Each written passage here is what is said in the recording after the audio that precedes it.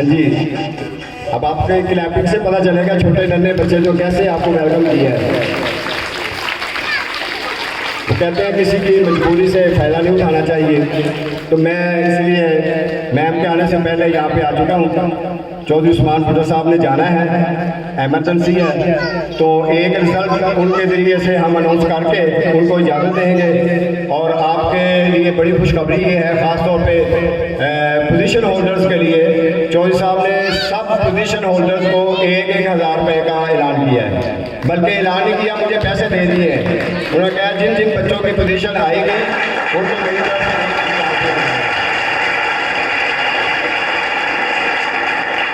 अब इसके अंदर जो है वो 6 क्लास का रिजल्ट अनाउंस करते हैं चौधरी साहब के लिए। चौधरी साहब आप तशरीफ लाएं स्टेज पर, हम आपको वेलकम करते हैं। क्लैपिंग करें चौधरी साहब के लिए, बहुत मसरूफियत से टाइम निकाल के वो आए हैं। तो हमारे बच्चों की हौसला अफजाई के लिए 6 क्लास का रिजल्ट अनाउंस करें।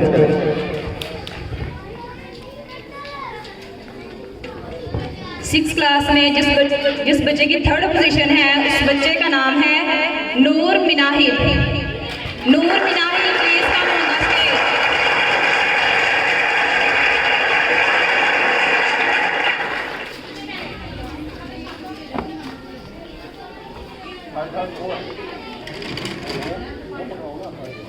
सेकंड पोजीशन हासिल करने वाले बच्चे का नाम है खिजर हया।